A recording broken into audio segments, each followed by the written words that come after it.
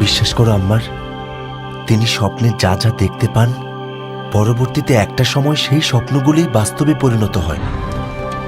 যদি দুনিয়ার শেষ প্রান্তেও থেকে থাকেন তবুও সেখানে আমি পৌঁছাবো। আমি কখন সেই নবীর দেখা পাবো মালিক?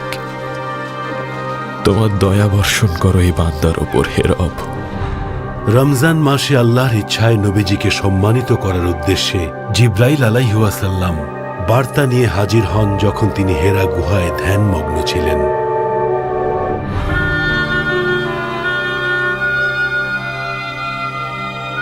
আজকের রাতটা খুবই অদ্ভুত। এমন অদ্ভুত রাত আমি আগে কখনো দেখিনি। আমি আমার 40 বছরের জীবনে দেখিনি এমন কিছুই হয়তো মক্কাতে ঘটতে যাচ্ছে, কিন্তু কি ঘটতে যাচ্ছে তা জানার জন্য অপেক্ষা করতে হবে। বহু বছর ধরে এই জাতি তাদের নবীর জন্য অপেক্ষা করে আছে। খুব শীঘ্রই আরবের মানুষ সেই নবীর সাক্ষাৎ পাবে। মুহাম্মদ ইবনে আব্দুল্লাহ ইবনে আব্দুল মুত্তালিব ইবনে হাশিম, তিনি সেই নবী। ও যায়েদ, যদি আরো বেঁচে থাকতে পারতাম। এসবই ভাবতাম, যদিও এইসব ভাবনা আমাকে বারবারই কাঁদাচ্ছে। আমি আশ্চর্য হয়েছিলাম বিবি খাদিজার কথা শুনে। এই অপেক্ষা অনেক দীর্ঘ হয়ে গেল বোন খাদিজা। আমি আরো অধৈর্য হয়ে গেছি তখন থেকে, যখন পাদ্রীদের মুখে শুনলাম এই সেই মুহাম্মদ যিনি ধর্মের বিরুদ্ধে সকল অত্যাচারীদেরকে পরাজিত করবেন। তিনি চারিদিকে সত্যের আলো ছড়িয়ে দেবেন, মানুষকে সত্য ও আলোর পথ দেখাবেন। যে তার সাথে যুদ্ধ করতে আসবে সে ধূলিসাৎ হয়ে যাবে, আর যে শান্তির খোঁজে আসবে বিনিময়ে ভালো কিছু পাবে। যদি সমগ্র কুরাইশ তার বিরুদ্ধে যায়, যদি সমগ্র মক্কার মানুষ একত্রিত হয়, আমি সেই সময়ের সাক্ষী হলে তার সাথে জিহাদে অংশ নেব। যখন সেই দিন আসবে, আত্মবিশ্বাসীদের জন্য সেটা নিদর্শন হবে। আর যদি সেই সময় পর্যন্ত আমি বেঁচে থাকার সুযোগ না পাই, তাহলে হব সবচেয়ে হতভাগা।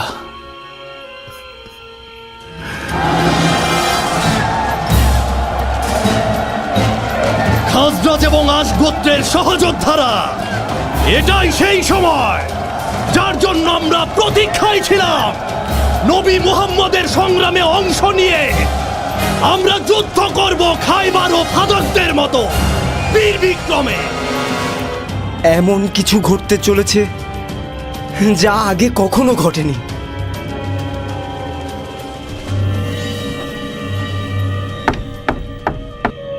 কে এসেছেন? বাবা, আমি ওয়ারাকা। আপনি এসেছেন? আসুন, ভিতরে আসুন। তোমাকে কিছু কথা বলা জরুরি, তাই এত রাতে ছুটে এলাম। হে রাব্বুল কাবা, কি হতে যাচ্ছে আল্লাহই ভালো জানেন। তোমার আব্বা এবং আমার ভাই যায়েদ ইবনে ওমর বিন নৌফেল শেষ নবীর জন্য অপেক্ষা করছিলেন। ওই অবস্থাতেই ইন্তেকাল করেন। আল্লাহর প্রেরিত রাসূল সবাইকে পথ দেখাবে সাঈদ।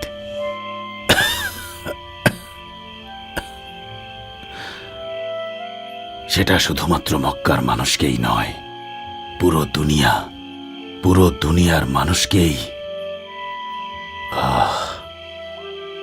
তুমি তাকে অবশ্যই অনুসরণ করবে সাঈদ, স্রষ্টাকে স্মরণ করবে। ওয়ারাকা চাচা, ভেতরে আসুন। সময়কে কাজে লাগাও সাঈদ। নবীর দেখানো শান্তি ও আলোর পথ অনুসরণ করো।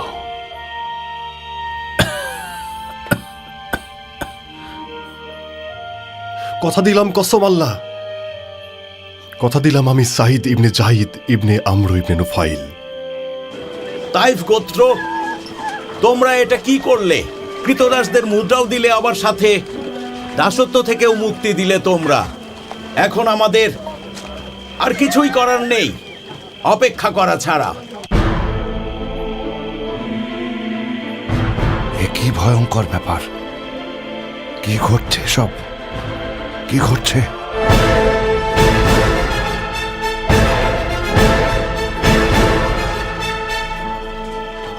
এসব কি ঘটছে বেলাল? আমার বিশ্বাস এই অদ্ভুত রাত সব কৃতদাসদের জন্য সুখবর বয়ে নিয়ে আসবে। যখন রাসূল সাল্লাল্লাহু আলাইহি ওয়াসাল্লামের নবুয়তের সময় এগিয়ে আসছিল, শয়তানদের উপাসকেরা নিজ নিজ জায়গায় বন্দী হয়ে যাচ্ছিল আর কানে বারবার নবীজির উদ্দেশ্যে দেয়া মহান আল্লাহ তাআলার সতর্কবাণী শুনছিল।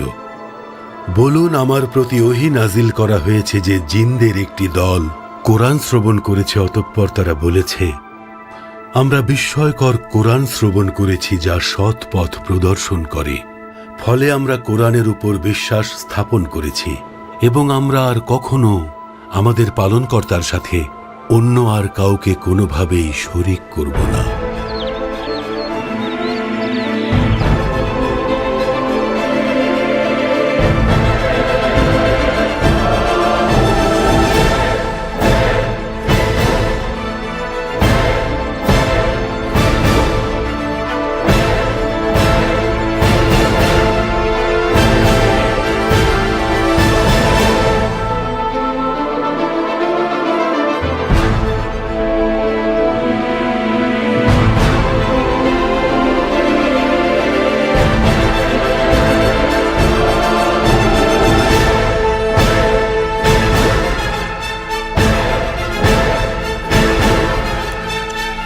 এই নিয়ে 4 বার একটা অলৌকিক কণ্ঠ আমাকে বলল সমগ্র জাতির একজন নবীর আগমন সম্পর্কে। কি কারণে অপেক্ষা করে আছো সুয়াদ? জাদুবিদ্যার ভাগ্য গণনার দিন কি তাহলে শেষ হয়ে যাচ্ছে? যদি আমার অনুসারীদের কথা সত্য হয় তাহলে কি সুয়াদ জিন আর শয়তানেরা নিজ নিজ জায়গায় বন্দী হয়ে যাবে যেখানে তারা উপাসনা করত?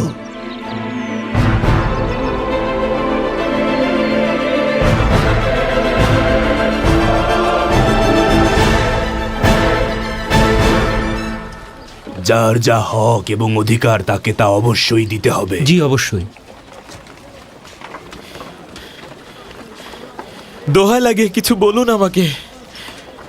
কি জানতে চাও? স্রষ্টা দয়া করুক, একেশ্বরবাদী আর নবী ইব্রাহিম সম্পর্কে বলুন।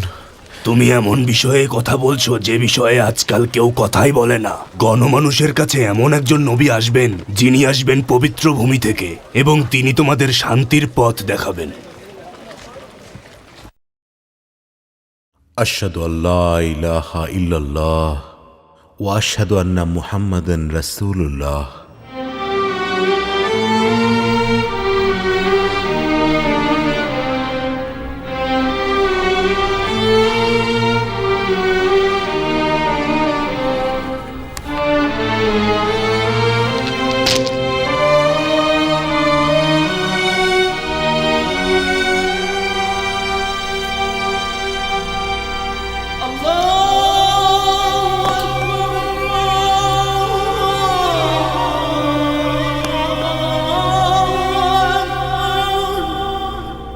হে আমার পরিবার, পূর্ণ বিশ্বাসে আবার বলুন, আশহাদু আল্লা ইলাহা ইল্লাল্লাহ আশহাদু আল্লা ইলাহা ইল্লাল্লাহ ওয়া আশহাদু আন্না মুহাম্মাদান রাসূলুল্লাহ। ওয়া আশহাদু আন্না মুহাম্মাদান রাসূলুল্লাহ।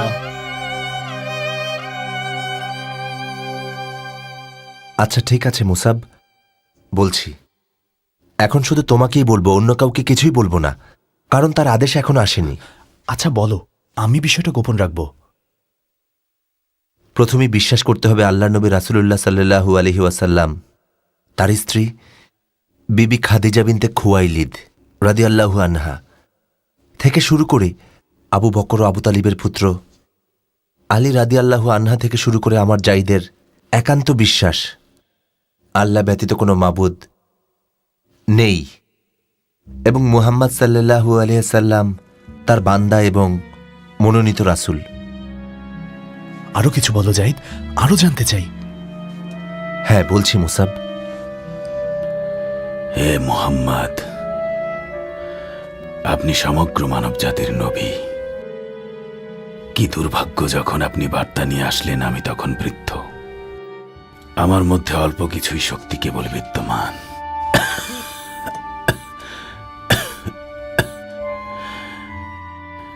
যদি আমি বেঁচে থাকি, আপনার সমর্থনে কুরাইশদের বিরুদ্ধে লড়াই করব আল্লাহর বাণী প্রচারের জন্য।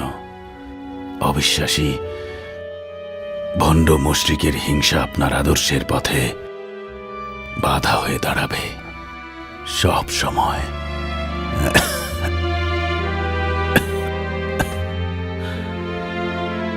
মা খাদিজা তাকে বললেন, আল্লাহ আপনাকে অবশ্যই অপমানিত হওয়া থেকে রক্ষা করবেন। আপনি আত্মীয় স্বজনের সাথে সম্পর্ক ভালো রাখেন, দরিদ্রদের সাহায্য করেন, মেহমানদারিতেও অতুলনীয়। মা খাদিজা তারপর ওনার চাচাতো ভাই ওয়ারাকার কাছে নিয়ে গেলেন। তিনি তো সেই বিজ্ঞ লোক যিনি মক্কার লোকদের ধর্মকে মানতেন না। তিনি অত্যন্ত জ্ঞানী একজন লোক। তো ওয়ারাকা তখন কি বললেন? নবীজি মুহাম্মদ ওয়ারাকা ইবনে নফেলকে হেরা গুহার ঘটনা সম্পর্কে বললেন, আর এই আয়াতগুলো তিলাওয়াত করে শোনালেন।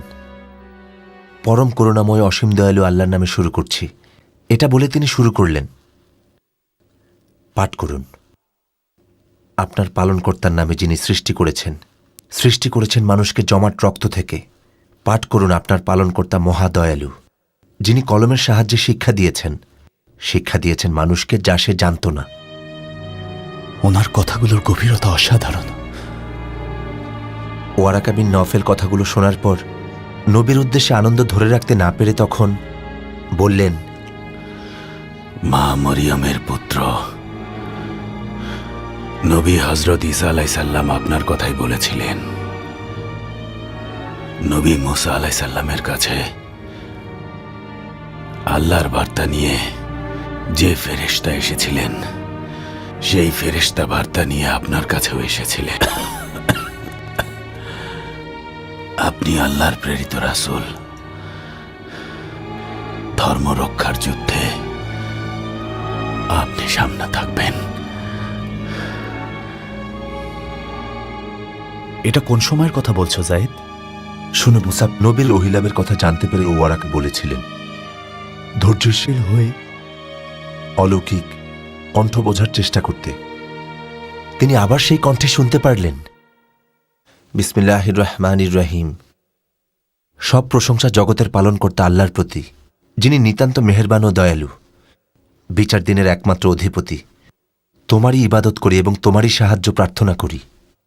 আমাদের তুমি সরল পথ দেখাও, সেই পথে যাদের তুমি নেয়ামত দান করেছ, তাদের পথ নয় যাদের প্রতি তোমার গজব নাজিল হয়েছে। কোথায় যাচ্ছ? মক্কায়। কথাগুলো গোপন রেখো মুসাব। আমি শুধু তোমাকে বলেছি কারণ তোমাকে খুব পছন্দ করি, যেন আল্লাহ তাআলার হেদায়েত প্রাপ্ত হতে পারো।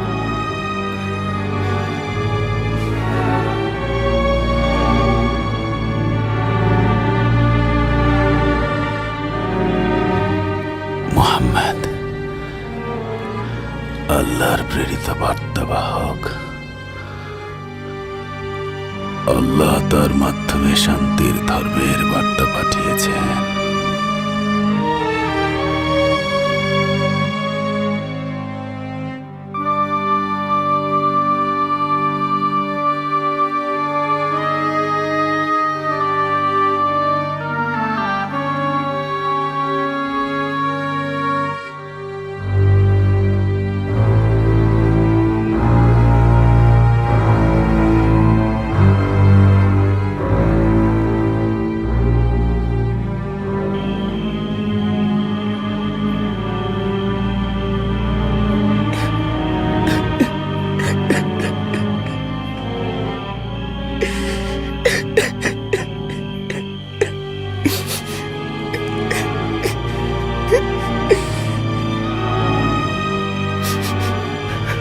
কাঁদছ কেন তুমি ওবায়দুল্লাহ?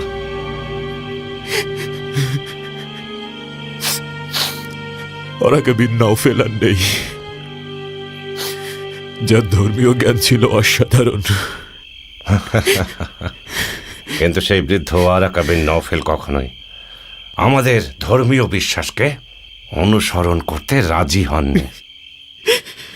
তাচ্ছিল্য করবেন না আবুল হাকাম। আরে না, অনেক দিনই তো বেঁচেছে সে। আসাদ গোত্র তাকে যদি সুরক্ষা না দিত, মক্কার লোকেরা কবে বের করে দিত?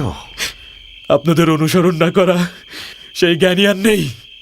তার আগেই দুনিয়া থেকে বিদায় হয়েছে জাহিদ বিন উমর বিন নুফাইল আর উসমান ইবনে হুয়াইরিস। তারা খুন হয়েছিলেন। মক্কার মানুষ নিজেদের অনুশাসন আর প্রথার বিরোধিতাকারীকে কখনোই প্রশ্রয় দেয় না।